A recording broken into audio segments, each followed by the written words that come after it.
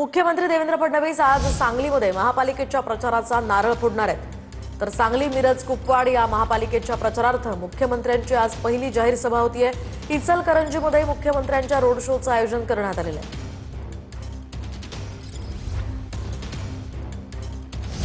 तर मुख्यमंत्री फडणवीस आणि उपमुख्यमंत्री शिंदेंचा आज संयुक्त मेळावा होणार आहे। आज संध्याकाळी वरळीतील NSCI डोममध्ये हा मेळावा पार पडणार आहे। या मेळाव्याद्वारे फडणवीस आणि शिंदे मनपा निवडणुकीच्या प्रचाराचा नारळ फोडतील। शिवाय मुंबईच्या विकासाचं विजन या मेळाव्यात मांडलं जाणार आहे। मेळाव्याला भाजप आणि शिवसेनेचे आमदार, खासदार, पदाधिकारी, नेते उपस्थित राहतील।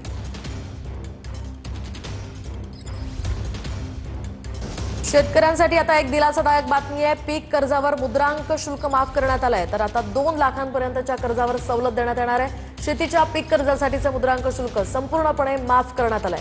1 जानेवारीपासून हा नियम लागू करण्यात आल्याची माहिती समोर येते आहे। त्यामुळे शेतकऱ्यांना हा मोठा दिलासा मिळाला आहे। 2 लाखांपर्यंतच्या कर्जावर आता सवलत मिळणार आहे। 1 जानेवारीपासून हा नियम लागू आहे।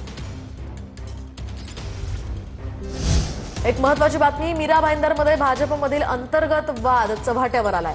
प्रीती पाटील यांनी अपक्ष उमेदवारी अर्ज मागे घेण्यास नकार दिलेला आहे। भाजप आता काही लोकांसाठी प्रायव्हेट कंपनी झाली आहे, अशीही टीका प्रीती पाटील यांनी केली आहे। तर प्रीती पाटील यांनी नाव न घेता नरेंद्र मेहता यांच्यावर ही टीका केली आहे।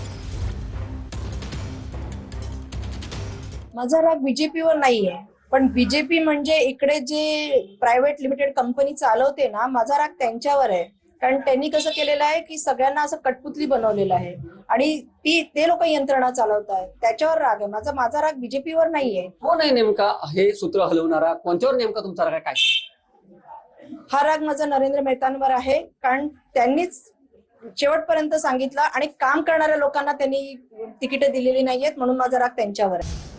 आणि आता बातमी पुण्यात नाही, पुण्यामध्ये MPSC करणाऱ्या विद्यार्थ्यांचं आंदोलन सुरू आहे। पोलीस उपनिरीक्षक पदासाठी वयोमर्यादा वाढवण्यासाठी हे आंदोलन केलं जात आहे। जाहिरात उशिरा प्रसिद्ध झाल्यानं लाखो विद्यार्थ्यांना याचा फटका बसला आणि त्यामुळे वयोमर्यादा वाढवून देण्याची विद्यार्थी मागणी करतायत। विद्यार्थ्यांच्या आंदोलनात मनोज जरांगे सुद्धा सहभागी झालेत।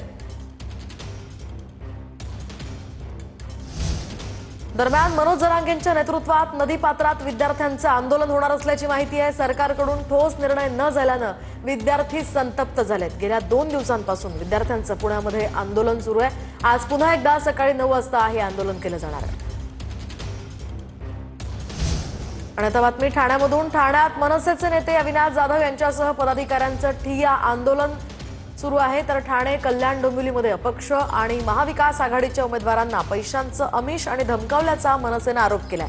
महायुतीचे उमेदवार बिनविरोध निवडून आल्यानंतर ठाण्यातील कोट नाका इथल्या डॉक्टर बाबासाहेब आंबेडकरांच्या पुतळ्याखाली हे ठिय्या आंदोलन केलं गेलं। काळ्या फिती बांधून मनसे नेते अविनाश जाधव यांच्यासह पदाधिकारी या आंदोलनात सहभागी झाले होते।